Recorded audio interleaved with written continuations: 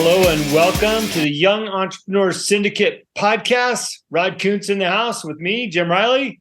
Rod, how's your week? Hey, my week is fantastic. Every week's fantastic. Every day above ground is fantastic. It is. I think we get that extra energy too, being in class with our students during the week, but also our entrepreneur class on Monday nights. I mean, the story you just told me about Taylor's success, and what she's getting out of the classes and how she's leveraging the tools and the other members helping her out. I mean, does it get any better than that? No, it's just, and this is what I mentioned to her also. I said, the neat thing that we wanted to build was participants. Yeah. We wanted to build a community, and that's what's happened. You build that community and it has its own sustaining power. It's a power source. Yeah. You inject some enthusiasm, a couple of tools, some encouragement, little coaching, little development, and the next thing you know, you got a bonfire. Awesome. I don't believe that you can have success without a team. You've got to build up the people around you that are aligned in similar values, work ethics, drive, desire, all those things. And you can't always get that in your house, your local friends, people you hang out with, your coworkers. Sometimes you got to go a little bit further. And that's what I love about what we've developed in our Monday nights with young entrepreneurs, because we're giving them a team. People are there for the same reasons. Right. Yeah, absolutely right.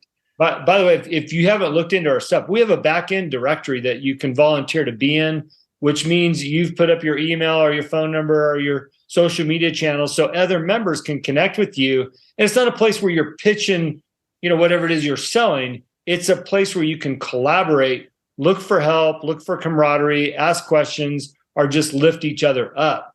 And that back-end directory is so important based on what Rod and I are just talking about, how other members are collaborating on things. So again, it's just a value. So Rod, I love it.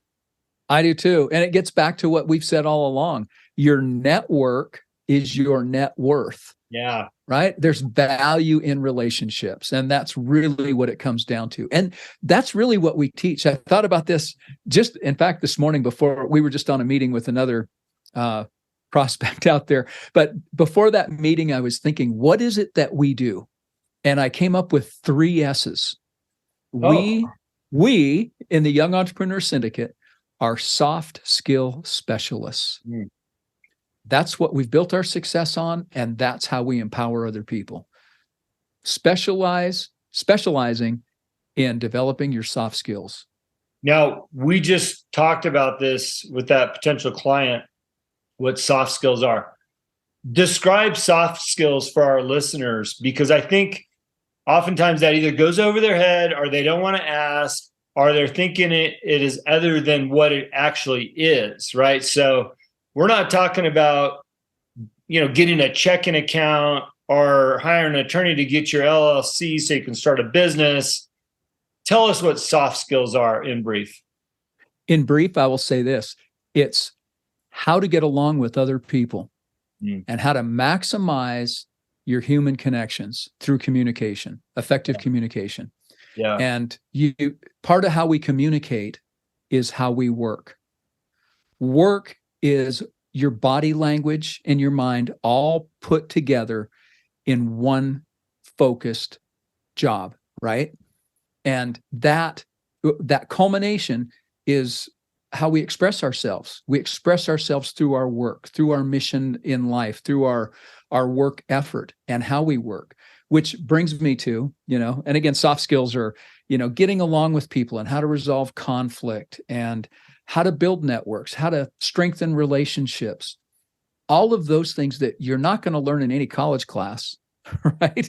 You might learn them in some seminars, some specific business seminars, but we've brought all that together. What's important? How do you get that across to people? That's just as important as learning how to read, as knowing your history, as knowing how to program a computer. Soft skills are how you network all those skills with other people. And to give a live example of that, I gave this on Monday night's talk, I believe. I just interviewed a gentleman that was the primary voice for the Dallas Cowboys through the 70s and 80s. Basically, all the broadcasts, he was their voice. Like if you're in California, Chick Hearn, with the Dodgers. But what he talked about, his story was the broadcast company he worked for prior to the Cowboys. He wound up in the elevator with the owner of the company. And he says, "Good morning, sir," he used his name. And that gentleman was reading a newspaper. He looks over his paper, scoffed at him, and went back to reading his newspaper. He didn't even acknowledge that this employee was there that just said good morning to him. Then he walked out of the elevator. Whereas when he was with the Dallas Cowboys with Landry, somebody had mentioned that he just had a baby. That's why he'd missed a day of work. And after the meeting, everybody, including Landry, the CEO, and the entire team, celebrated that baby being born and the fact that he'd missed the day. And he says to me bluntly, he says, "Jim, which boss would you rather have?"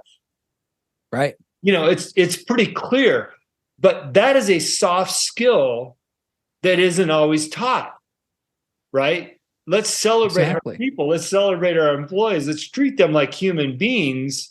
And if you're not taught that, whether that's in your home life, in school, a career, by a mentor, you're going to miss out on a major component to retain employees or be successful as a leader.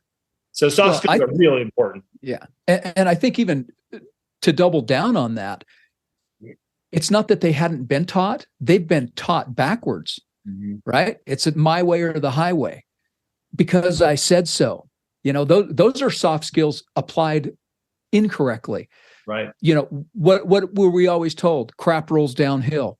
If you're in a business structure, a corporate structure, well, crap rolls downhill. Boss is having a bad day. Everyone's going to have a bad day. Yeah. Well, that's wrong thinking. We should be thinking about it as how can we serve other people?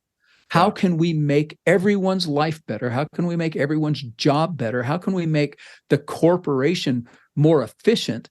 How can we make the equipment more practical, more ergonomically functional? How can we better things? And if we're focused on that, that's real soft skills. Yeah. And then you apply them in hard ways, right? Yeah. Which brings me to my topic for the day, Rod. Oh, good. As you know, I always spring it on you last minute. You've had all of maybe 5 minutes to prepare. But look, we live this stuff. So it's not like we need to prepare for these questions, but I want to be able to convey the message. And here's what the topic is. If you follow me on Instagram, I just posted a little video about this the other day. And that is become the most valuable employee or entrepreneur that you can possibly be. And why am I saying this? The reason why I'm saying this is if you're paying attention to the news right now in the last couple months, the cycle that we're going through is there's a tremendous amount of layoffs. Tech industry, look how many people Meta just dropped, right? Twitter a couple of months ago. All these companies are dropping employees as recession rises. People are scaling back, doing less. Maybe they're losing business. How do you protect your career, right? So what I want to help with is change your mindset or the way that you go about your daily work. Yes, Rod, I'm buying you time to answer this question. But I want to help you develop the skills. And again, we do this on young entrepreneurs so that you become the most valuable employee in your organization, big or small. So when they're looking at the roster, okay, I've got to cut another 10 people, they immediately take your name and put it aside as like, there's no way we're cutting Rod. He's way too valuable. And you might think, well, I'm just the guy that works the conveyor belt. Maybe this is something that you can relate to, Rod.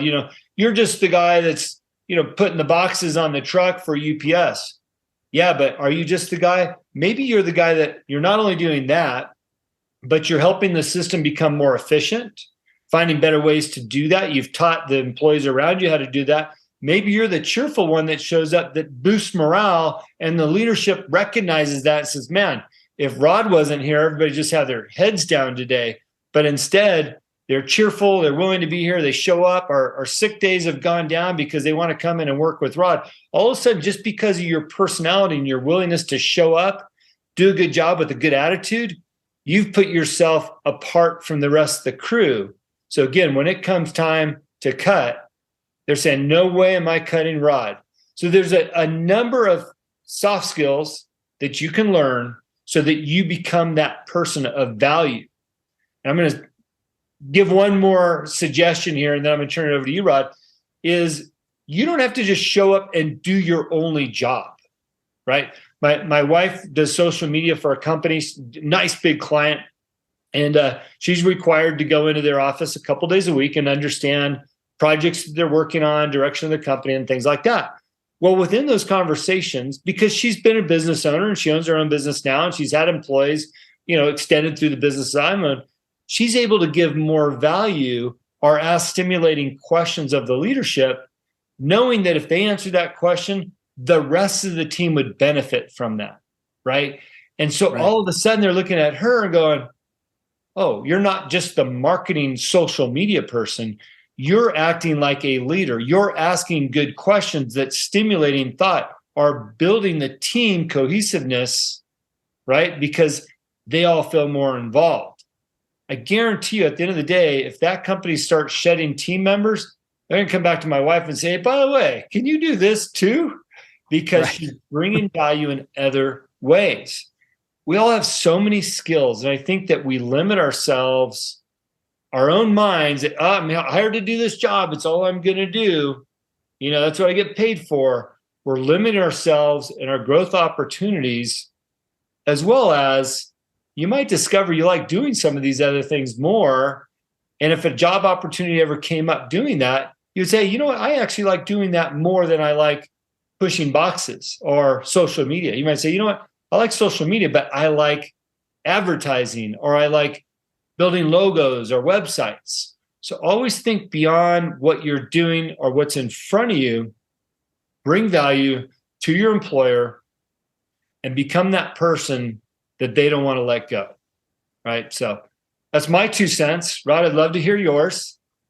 Well, I did have more time to think about it than just this, because you did post that on Instagram. Yeah. And I mentioned when I replied to that I'd been thinking about this all week. And what was going through my mind is different successes that I've had in business. I took a part-time seasonal job before Christmas at a retail store, shortly out of college, after I just moved back to the States from Hawaii. And I know Hawaii is a state, right? But moved stateside, mainland. And I took a part-time job just to work through the Christmas season. And by January, so that was in November, by January, I had worked the manager out of a job. Wow. Literally. It's like, and then it was salary. And I looked at that. And then years later, I had taken another part-time job. I just wanted a part-time thing, and it was for marketing. I took a part-time marketing thing for, the organization's been bought up by another bigger organization now, but in the medical field. And that part-time job turned into a full-time salaried supervisor role over 4 departments within 4 or 5 months, right? Part-time job to running 4 different departments. And I thought, what was it? I'm being introspective. What were the tools? What were those common denominators that not only kept me in a job, but elevated me in a job? Mm-hmm. And people think I'm dang lucky, right? Dang lucky. That's your hint. There's an acronym coming. These were the things that made me dang lucky, right? Number 1, D, do your job and do it well. Don't go to work and I have to do this and do the bare minimum. Do your job and put your heart and soul into what it is you're doing. That's it. It's pretty simple. What they're paying you to do something, do it, and do it better than anyone else could. Mm-hmm. Okay? Do your job. A, for being dang lucky. Attention to detail. You've got to pay attention to the little details. Like we've always said, the garbage on the floor. Who's going to bend over and pick that up? Yeah. Attention detail. How are things being done? How could you improve it? How could you stamp it with your personality to make it better, right? And no complaining. Nobody likes complainers. You can be a problem solver without being a complainer. And there's a difference between the two. So no complaining. Be that positive person. And speaking of which, on the belt, just last week, my supervisor said, you always have a good attitude. Every day. I've been there for 14 months. Wow. 14 months. Never took a sick day. right? And I've never had a bad attitude. And I've worked with a broken finger for the last 2 weeks, mind you. Wow. So it not an easy task. But again, no complaining. And then G is tied to that, good attitude. Having a good attitude and being consistent with that, not just having a good day here and there, always being that upbeat person. Those people are dang lucky. They get jobs, they keep jobs, they get promoted. 4 little skills. Do your job, pay attention to detail, no complaining, and have a good attitude. You will get ahead. It's pretty simple. Anyone can do that, Jim. It's the amazing part about this is that it's not that hard, but people's unwillingness and lack of desire to do those 4 simple steps are rampant in the workplace. You see it as a consumer when you walk in to just about anywhere you go right now. If you're working in a fast food environment or in a retail environment, which is a large pool of people, and you're not following the dang steps, right, you're missing it, because those companies will be cutting back. And if you want to keep your job, the way to keep it is to follow those steps and set yourself apart. It's not that hard, you know? By the way, I've given this story a number of times to executives in the business of selling spirits or products to restaurant leadership.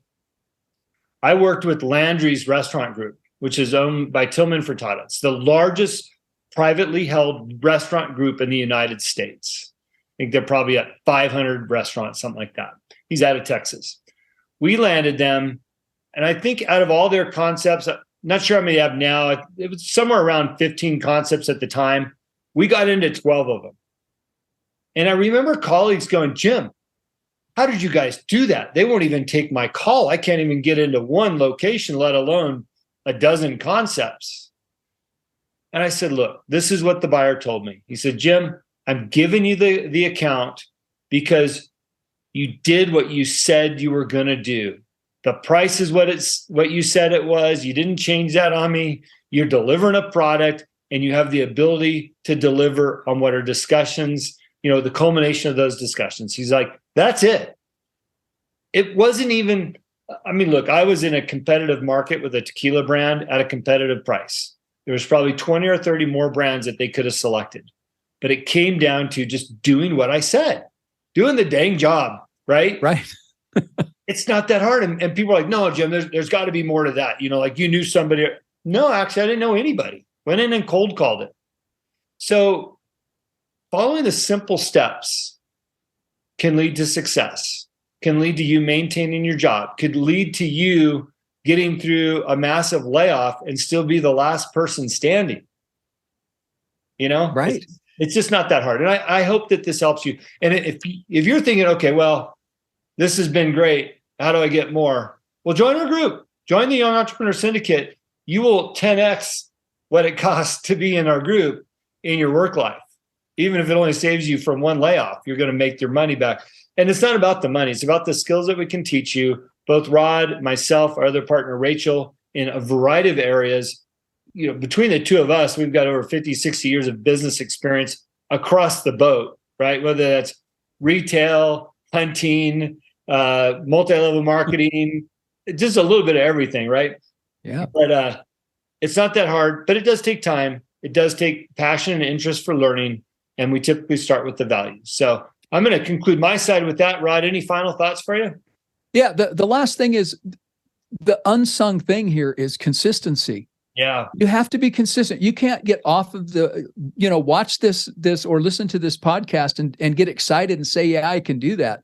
But you can't just do it today. You have to do it tomorrow and the next day. And you need to plug in on Monday nights and get fueled up for the whole week. You need to be consistent. And whatever it is you're drawing from, draw off of our energy.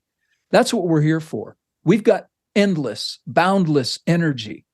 Draw off it. Take our knowledge, take our energy, take our passion, take our good attitude with you, and just stay plugged in. But consistency is everything. You got to stick with it. Darn it, Rod. Now you stimulated another thought, which I can't turn this off without saying. consistency is so important. And I'm glad that was your closing thought, because without it, you're not going to get there. But what you have to remember that develops that consistent appearance, it's more than appearance, it's you doing the work. People are always watching. Don't ever forget that, especially in the society we live in with social media. We're more connected in more ways than one now. There's like 9 social media channels or more. So people are seeing, be consistent in everything you do to be that person that you want to represent in business and in life. And as a parent, or as a daughter or son, or whatever that looks like to you, be consistent in all areas, because people are watching, and it will benefit you in your career, whether you like it or not. It will. And especially being a leader and an employer, I'm always watching, and you just don't realize it. It's right. Like, oftentimes, Rod, when I'm done teaching my class, right, I'm sitting in my car waiting the hour to bring my daughter home because her class ends an hour later. I'm watching the students. How do they interact with one another, right? What's important to them? Are they running out to their car to, be bad, or are they, I'm always watching. And we have paying attention to detail. Paying attention to detail, yep. Looking for that consistency in people's behavior. So anyways, this was fun. Great topic. Another one that we can talk on ad delirium, because it's so important. But if today's show helps one person keep a job, we've done our jobs, being consistent with our messaging. Absolutely. It's always a pleasure, Jim.